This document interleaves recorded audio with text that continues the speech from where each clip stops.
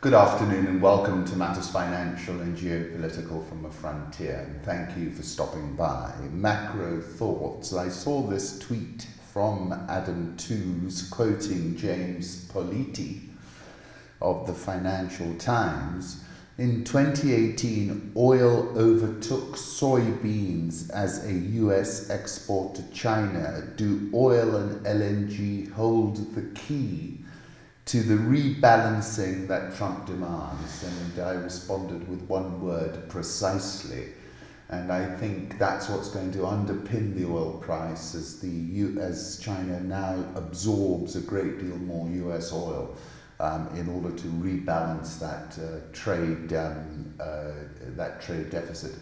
And the point being, I think, notwithstanding the propaganda, and a lot of people are saying, we've seen this before, I think actually Xi is in a position where he has simply got to declare a truce. And I think notwithstanding his stubbornness, that moment has arrived and it's clear. And therefore, I'm not skeptical. A lot of people are skeptical about this trade deal. They're very churlish on the media, but essentially that trade deal, phase one, is done. Home thoughts. Hovarda will be going completely vegan at lunchtime, weekdays only in January, with a menu by Mr. £1 Million menu winner Jay Morjaria. This is from Richard Vines. Have a look. It looks pretty tasty to me. I went back to Revelation 6:12 to 13. When he opened the sixth seal, I looked, and behold, there was a great earthquake, and the sun became black as sackcloth, the full moon became like blood, and the stars of the sky fell to the earth as the fig tree sheds its winter fruit when shaken by a gale. In Shakespeare's Henry VI, Henry proclaims, Plantagenet, I will, and like thee, Nero, play on the lute, beholding the towns burn. William Golding, at the moment of vision, the eye see nothing. The moment of vision is in essence a non-linear thing. It's a moment of deep insight. And let me leave you with, here we go round the prickly pear. Here we go round the prickly pear at 5 o'clock in the morning. The lotus eaters, there is sweet music here that softer falls than petals from blown roses on the grass, or night dews on still waters between walls. Babur Nama came to mind as well today. Many have spoken over this spring, but they were gone in the twinkling of an eye. We conquered the world with bravery and might, but we did not take it with us to the grave. I went back to look at some Ed Ruscha, and this is Man Walking Away from It All, 1985. This is a photograph, Shell, Daggett, California, 1962. And then finally, Ed Ruscha made this painting with his own blood. Step up your game, tweets Andrew Russeth. Political reflection. The House voted 230 to 197 to impeach Trump for abusing his power in his dealings with Ukraine. Check out this exchange that Wolf Blitzer had with then private citizen Trump on October 15, 2008. In that exchange, they spoke about Speaker Pelosi, and then he offered his thoughts about impeachment. And here, Speaker Nancy Pelosi is seen heading to the House floor. That was yesterday. 4th of November, I was writing that POTUS is currently undergoing an impeachment process at the hands of nervous Nancy Pelosi, his moniker, which probably is a linguistic transference of a sort. And here you see a very pithy, precise, short and clear response to Trump in a letter. Now, it is obviously a political issue, but make no mistake, on a legal basis, this charge is proven. Politically, it's a different matter, but this really is, one has to make the distinction between the two. Hong Kong cancels New Year's Eve fireworks over protest concerns. That took me back to Xi Jinping and his algorithmic control, and they've simply refused to buckle under his algorithm. Unlike Macau, where Global Times News tweeted reflection on experience and characteristics of Macau in faithfully implementing one country, two systems. South China Morning Post, Xi Jinping can blame his centralization of power for a rotten 2019 and maybe even worse 2020. China's strongman leader can't seem to catch a break. From the trade war with the United States to the crisis in Hong Kong to international criticism of his human rights record, President Xi Jinping suffered major setbacks in 2019, and his prospects for 2020 appear even worse. China could have ended the trade war with the US last May, thereby giving its flagging economy a significant boost.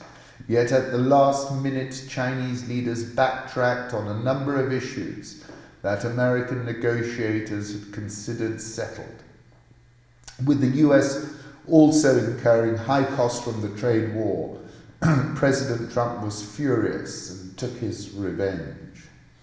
While the US and China have announced agreement on the terms of a new Phase 1 trade deal, the technology war and the broader confrontation between the two powers will continue. Further risks arise from Hong Kong, which is engulfed in its worst political crisis since its return to Chinese sovereignty in 1997. Months passed before the bill was formally withdrawn, and by then it was too late to return the genie to the bottle. Despite thousands of arrests, the protesters have shown no signs of backing down. Xi suffered another serious blow in November when the New York Times obtained more than 400 pages of internal Chinese documents concerning the mass incarceration of ethnic minorities, particularly Muslim Uyghurs, in the Xinjiang region. Only Chinese government insiders had access to such sensitive materials, suggesting that Xi's political enemies may have deliberately leaked them to the Western press to undermine his international standing. Xi is also losing his grip in Taiwan. Can only blame himself, or more specifically his excessive centralization of power, for the challenges of last year. Trade disputes with the US, concerns about Chinese interference in Hong Kong, and ethnic tensions in Xinjiang all preceded Xi's rise to power in late 2012. The biggest danger to the Communist Party itself. As Xi has concentrated political power in his own hands, decision-making has been transformed. Those hoping to influence policy must gain access to Xi himself, and they have every incentive to cherry-pick information to support his preferences. His intolerance of dissent, his vulnerability to bad information have made his government much more prone to policy blunders. Making matters worse, because a strong man must maintain an image of virtual infallibility, even demonstrably ineffective or counterproductive policies are unlikely to be reversed. 7th of October, in my article China at 70, I said I would venture that Xi's high water mark is behind him. The world in the 21st century exhibits viral, wildfire and exponential characteristics and feedback loops which only become obvious in hindsight, and I'm referencing Xi. 7th of October, I said Xi has taken the propagation of ideology and the cult of personality to extremes not seen since the days of Chairman Mao. Today, I said, this was in October, the Chinese economy is slowing, but Xi is relying on Chinese resilience. If there is a decoupling between the two economies, so be it. The Chinese people can endure more pain than the spoiled and hubristic Americans. The folks in Hong Kong whom Xi is seeking to unmask so he can exercise algorithmic control over them are in open rebellion. Joshua Wong told German media, Hong Kong ist das neue Berlin. Soldiers, I am sure Xi sees Hong Kong and Taiwan like a virus and he is looking to impose a quarantine, just like he has imposed on Xinjiang. The Chinese dream has become a nightmare at the boundaries of the Han Empire. 27th of May, I was talking about how in one fell swoop Xi Jinping was president for life. That put him on a pedestal, and that he is faced with the strongman conundrum, which I think is exactly what the South China Morning Post was saying. The political brand will not permit a retreat, let alone a surrender. Same article, I was quoting Jörg Wuttke, who pronounced Xi got Trump wrong, and the Chinese economy is ill-prepared for what comes next. He misread the signals. Tariff wars, that was from July 2018. Who blinks first? He has to blink, and he has to do it now. A People's Guide to Revolution, How Leaderless Revolts Lose the Battle Before It Even Begins. Mint Press News, Laith Maruth. Since the 2010 Arab autumn, it has become clear that leaderless revolts only have two inevitable outcomes. In the first, a game of musical chairs between right-wing imperialist forces will be played, and only superficial change will be achieved, like in Quebec, Egypt, Tunis, and Sudan.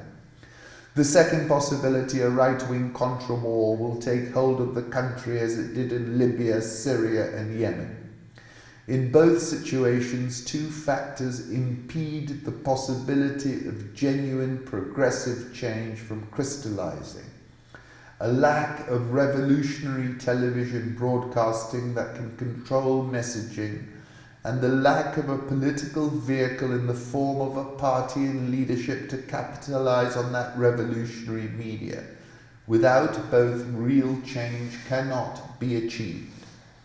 If a popular protest movement doesn't have control of the mass media, it cannot control the message, and if it doesn't have a political vehicle and inspirational leadership, it cannot control the outcome. When the demonstration started, it was clear that left had failed to prepare. In stark contrast, though, both the pro-imperialist liberal media and their right-wing counterparts were well prepared for the would-be revolt. What was shocking in Lebanon was how just 7 years later TV stations like Al Jadid and MTV Lebanon were ready with the tech and training they needed to control the narrative of the burgeoning uprising without ever having used this model of reporting before. In a world ruled by multimedia and multi-platform international media empires, a leaderless movement, one that doesn't control any mass media platform or political party, will, without any doubt, be manipulated by those who do. To believe otherwise and to insist on leaderless movements, especially given the many years of experience we now have to draw from, is to be myopic and delusional, or worse, to be a tool manipulated by those who wish to take control of these movements. Took me back to Paul Virilio, who said since the beginning of the 20th century, the screen became the city square. He also said the message is not exactly in the medium, but above all the ultimate speed of its propagation. Get back inside the machine, penetrate the machine, explode it from the inside, dismantle the system to appropriate it. In an attack on Iran, misunderstanding Qasem Soleimani could be America's downfall. Very interesting article in The Prospect. via Tamer Badawi. He is a canny, ruthless military leader and Iran's greatest defender. Has the US fundamentally misconceived the motives of this commander, and by extension Iran itself? The self-styled Caliphate IS captured a town only 20 miles from the border with Iran named Jalawala, where Islam's second Caliph Omar defeated the Persian Empire in 637. Jalawala was also where 1,377 years later the Iraqi dictator Saddam Hussein had invaded Iran. For Iranians, the enemy was once more at the gates. He is known as the Commander of Hearts, became a fixture on domestic news. Iranian elites who would refer to him tongue-in-cheek as Suleiman the Magnificent, showed Soleimani posing with children, reading Gabriel Garcia Marquez, Palestinian Kafir, posing alongside Iran-backed paramilitary fighters in Iraq and Syria. If the Trump strategy fails, the Middle East could be enveloped by a war on an unspeakable scale, and Soleimani would be the man leading the Iranians into battle. In Iraq, the enemy was first Saddam and later IS, and indirectly the US. In Syria, it has been various rebel groups opposed to President Bashar al-Assad. In Lebanon, the Israelis who are ranged against his Hezbollah allies. And in Yemen, it is the official government that is being propped up by Western-backed Saudi bombing.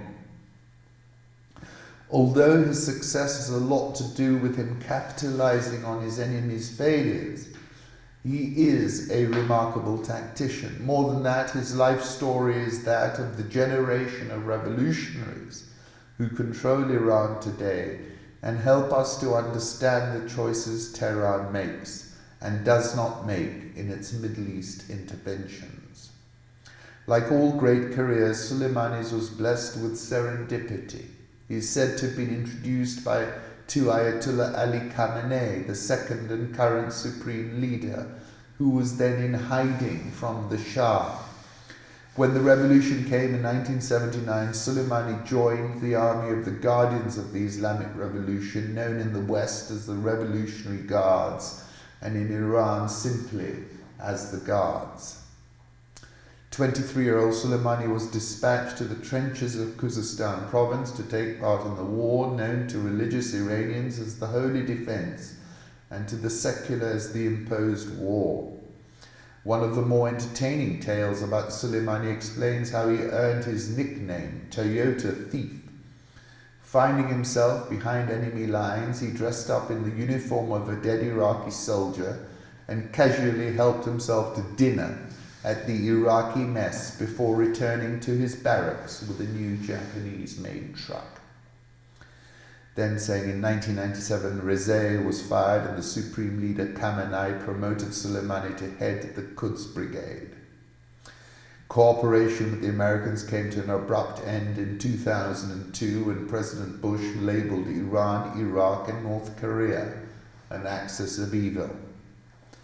Then the occupation. Iran feared that the US would establish a client state in Iraq that could serve as a base to challenge Iran along the 900-mile border. This wasn't just paranoia. In Bush's first term, the refrain among hawkish neocons was boys go to Baghdad, but real men go to Tehran. But as America got bogged down, the threat ebbed away. His second problem was Saddam's ousted Ba'athis, many of whom had joined the Sunni insurgency against both the US and Iraq's newly ascendant Shia majority. The biggest challenge for Soleimani was not the US, Sunni militants or former Ba'athists. It was a 29-year-old Iraqi nationalist Shia cleric named Muqtada al-Sadr.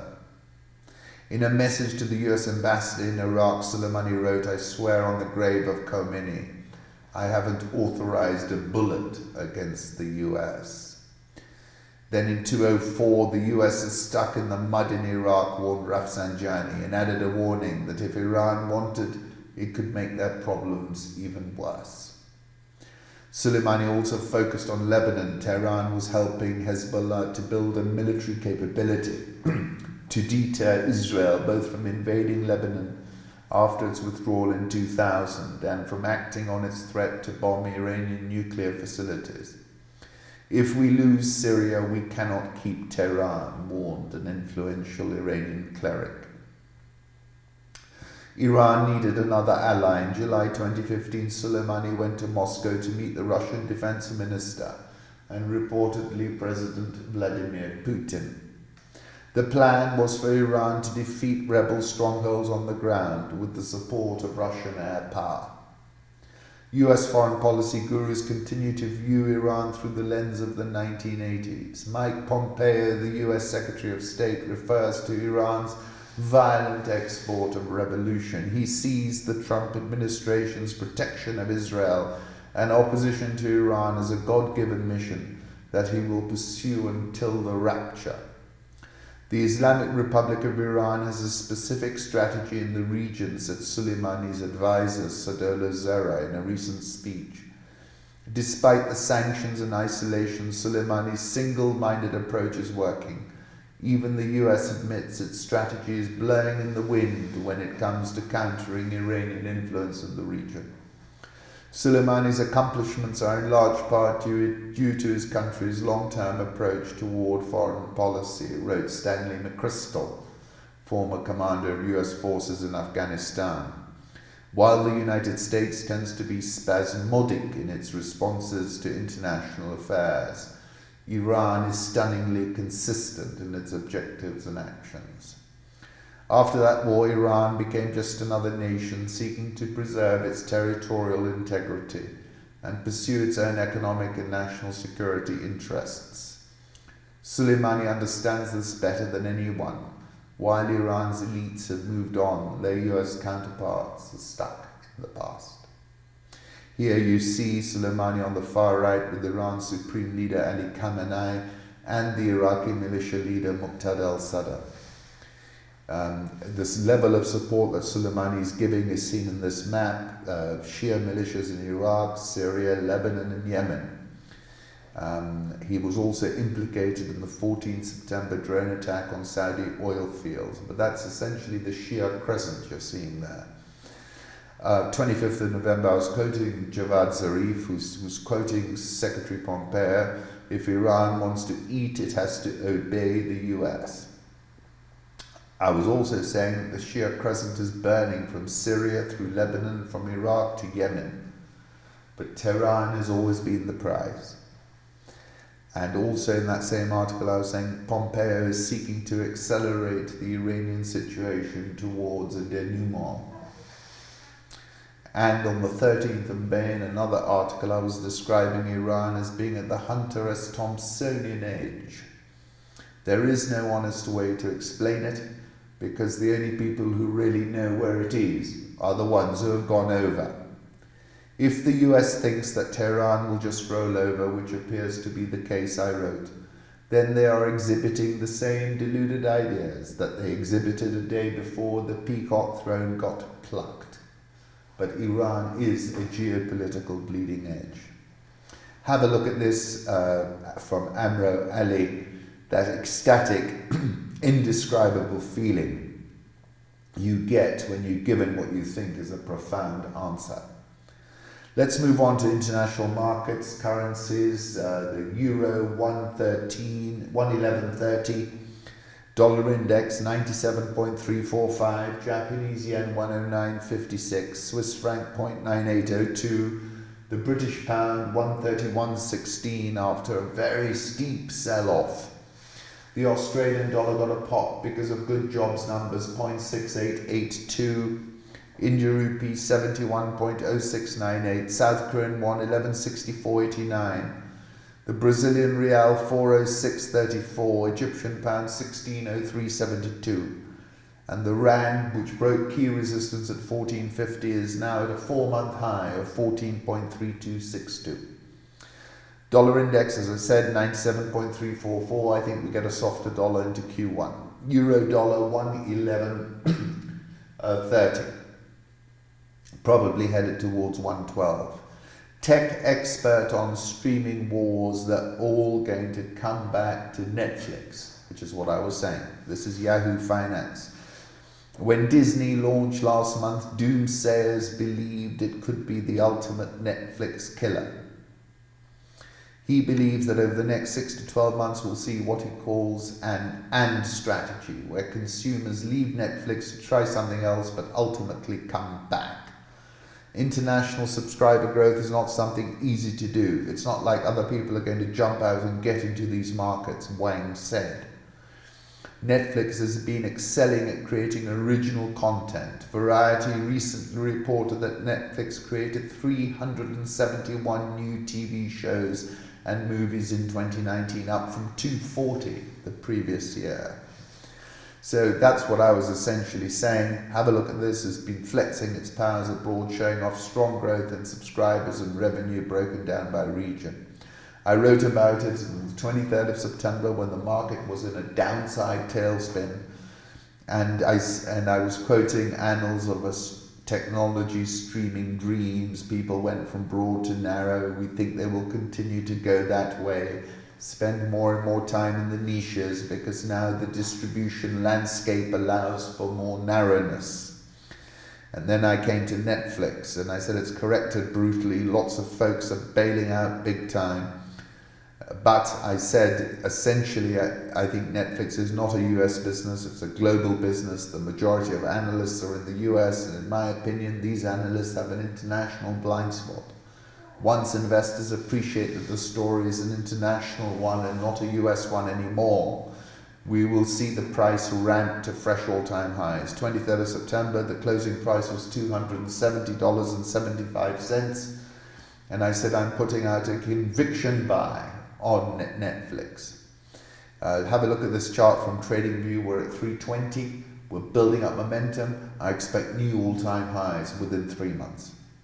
Tesla, my word, another all-time high. Lots of skeptics, but you can't argue with the price action. The shorts are being eviscerated and evaporated. Commodity markets, long commodities is setting up to be a top 2020 play. Commodity index has built a nice cup and handle base all year and has just completed the handle, says Adam Mancini. It is in the process of breaking out, and this should see more gains across the commodity complex. I agree with Adam. Gold, about which I'm not overly excited, 1476.25. Crude oil, about which I was bullish, but now we've had a good run. I think we'll go higher though. We're at 60.81. I think next target is 62.50.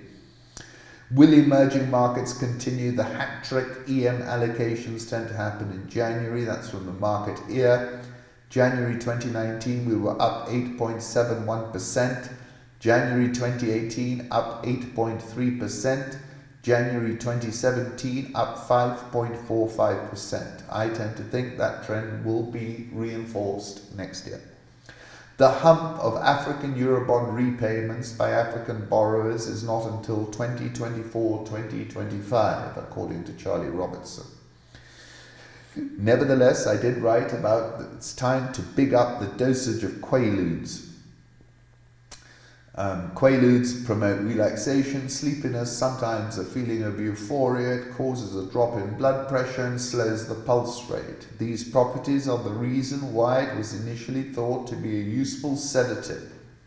It became a recreational drug due to its euphoric effect.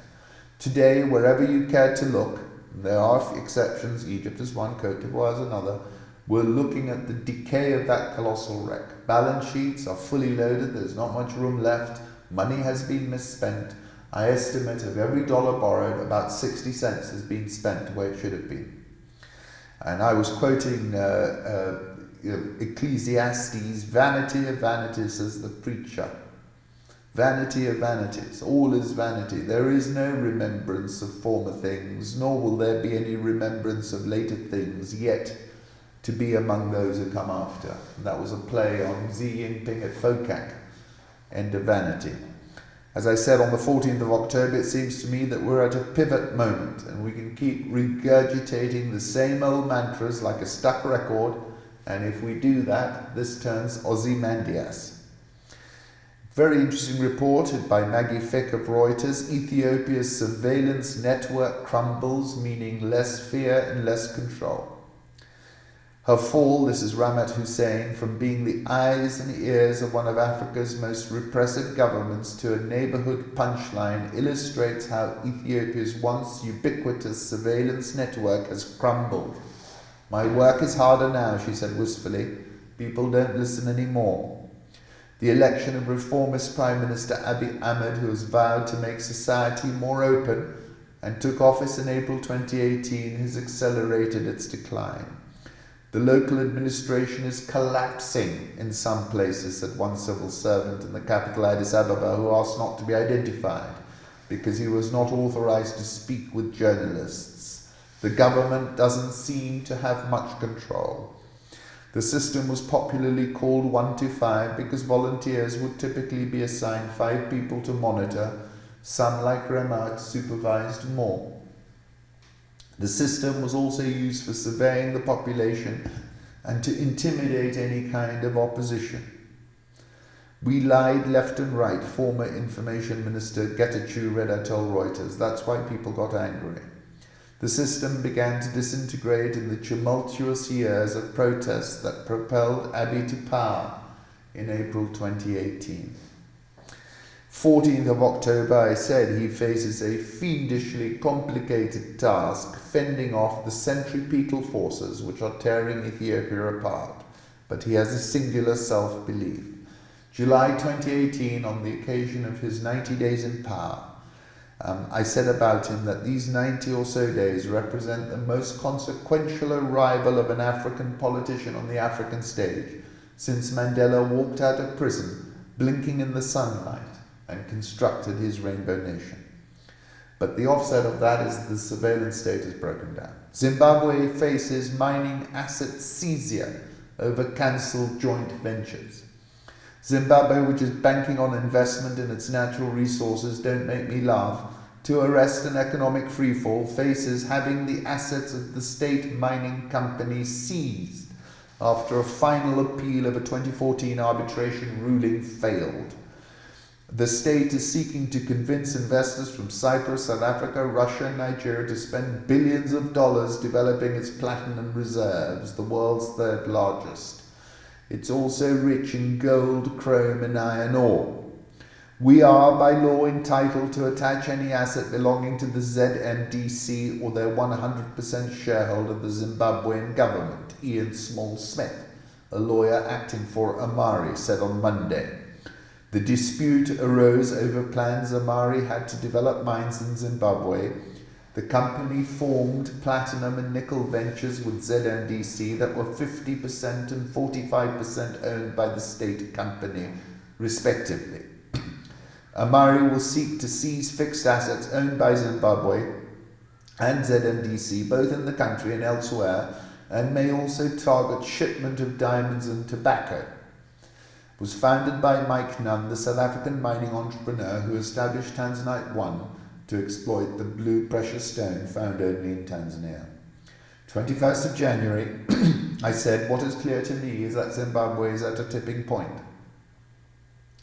And I was quoting what the crowd chanted at the time of the Jasmine Revolution in Tunis. We are not afraid, we're not afraid, we're afraid only of God.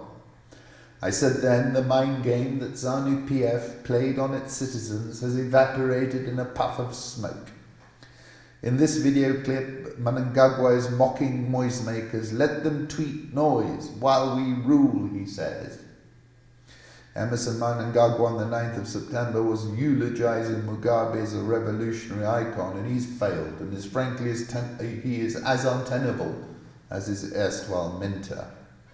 The Independent interviews General Mohammed Hemeti Hamdan Dagalo about genocide, gold, and foreign wars. Clad in a traditional white jalabiya or tunic and headdress, Sudan's most powerful man, known as Hemeti, looked more like the camel trader he once was rather than the chief of a paramilitary force accused of raping and killing protesters in Khartoum and committing genocidal violence in Darfur. This rare interview took place within Hemedti's residence in the capital, where he sat on a Tiffany blue gilt sofa of nail salon decadence. My priority is not to rule. I swear to God, I see myself as Sudanese. I am a normal citizen. I am simple and have no power, he said, with the soft paternal cadence deployed by the likes of Egyptian President Abdel Fattah al-Sisi. The largest attacks on civilians in 2014, 2016, 2017 were carried out by the RSF. The UN panel of experts on Sudan and the UN assistance mission there have all said this happened against people who stayed put in eastern Maran mountains, said Suleiman Baldo. He dismissed the claims as systematic targeting of the RSF by the old regime and called the RSF the guardians of Darfur and protectors of the revolution. Sliding away from the rhetoric of previous interviews where he had spoken of his forces being goaded into action by unspeakable provocations, he said instead, those that committed the horrific attacks in the capital were intruders posing as RSF forces. The breakup of the sit-in was actually a coup, he continued, saying at least 200 people had been arrested for impersonating his men in an attempt to discredit his forces. It has downplayed his relationship to the country's gold rush. In this interview, the commander frames himself as a tax-paying patriot who had partnerships and shares in companies separate to the work of the RSF. We pay taxes, we pay zakat, we pay customs, we pay export fees, he insisted. In North Darfur's capital, El Fasher, there are tales of night flights to the Emirates with planes loaded with gold. He is also believed to have profited substantially from the war in Yemen. Over the last few years, thousands of RSF fighters have fought in Yemen for Saudi Arabia, the UAE, and their allies, the Yemen government, against the Iran-backed Houthis. It's lucrative, one officer said. He claimed profits were made by converting the dollar payments into Sudanese pounds, using better black market exchange rates, before paying salaries in local currency and pocketing the difference. Hamdan insisted the RSF saved migrants and was working in place of the EU. The RSF does a lot more than this, but the good side is not visible. I can talk about their efforts for a month without finishing. 29th of July, I wrote about the Oud Spring in Khartoum. 10th of June, I said the zeitgeist of the revolution in Khartoum was intoxicating. As I watched events unfold, it felt like Sudan was a portal into a whole new normal. 10th of June, Hugh Masekela said, I want to be there when the people start to turn it around. Sudan is a Hugh Masekela pivot moment. The president of the DR Congo says Congo imports 85% of its agricultural products. That seems high, but the fact that DRC, Africa's largest holder of arable land, is a massive net food importer is bonkers. DRC has a food trade deficit of $1.5 billion annually, the World Bank says. Zambia's Eurobond yields have climbed to almost 20%. As I said, on the 14th of October, the canary in the coal mine is Zambia. South African all shares up 9.54% year to date. The rand is at a 4-month high, just around 14.30, and it will go higher. Egyptian pound is at 16.0506. EGX30 is up 5.82% year to date. Nigeria all shares down 15.16% year to date. Ghana Stock Exchange is down 10.23% year to date.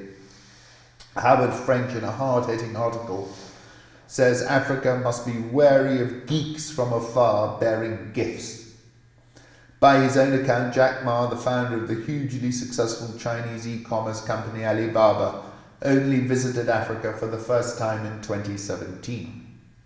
If we all work together to support entrepreneurs, he gushed, then Africa will become a hub of innovation and growth, the global leader we know it can be.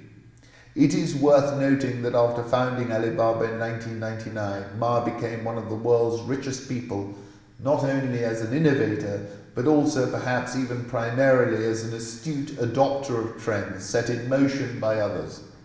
Early Alibaba, after all, essentially copied elements of the business models of eBay and PayPal. The top 10 could directly pitch him. This is an Africa Netpreneur Prize, and a group of judges during a televised event for a chance to win a monetary prize as well as mentorship and training opportunities, he wrote in the New York Times. Africa is important to Facebook, and we're committed to investing in its youth, entrepreneurs, creative industries, tech ecosystem, as well as its many other communities, Facebook's regional director for Africa. Not to be outdone in that same season of self-declared generosity and warmth, Twitter's CEO Jack Dorsey surprised many, including in his own company, when he said he would soon be moving to Africa for up to 6 months. But with apologies to Virgil, I'd still urge the continent to beware of geeks bearing gifts from afar. The continent will account for nearly half of global population growth by mid-century and generate lots more middle-class consumers along the way. Companies like these are beginning to compete with each other to control the continent's online marketplaces, not just for goods and services, but also for data. For Africa, the immensity of the stakes bound up in the future of the internet are hard to imagine, just as they were for inhabitants of rich countries whose lives and economies have already been radically transformed by the internet revolution, Howard writes. To surrender control of this vital realm to all-powerful entities like Facebook and Alibaba would be to subject oneself to a new round of colonialism, this one virtual that would profoundly and indefinitely injure Africa's future prospects. Africa's best hope for the next phase of the internet age does not lie in playing junior partner with globally dominant companies from east or west, however superficially generous they seem. The internet offers the possibility of bypassing so many of these baked-in weaknesses of more tangible traditional infrastructure. As the likes of Jack Ma and Mark Zuckerberg eye millions of new users and customers across Africa, the question is whether the continent's politicians will appreciate the importance of this moment at its true value. The time for them to act is now, before it is too late. Be candid, Howard wrote, said separately on a tweet. What really is at stake here, interest of players like these, is really harvesting eyeballs, coins and talent from Africa, the purses of the biggest demographic pool of the 21st century. Here is a high-level roundtable which I moderated with Jack Ma when he visited Africa for the first time in 2017. I wrote an article, Here Comes Ma Yun, aka Jack Ma, founder of Alibaba and Tai Chi master. And here's the Mindspeak session with Howard French himself. Kenya nearly tripled the amount in loans it drew down from the International Development Association to $1.4 billion in the year ended June 2019. That's from Money Academy.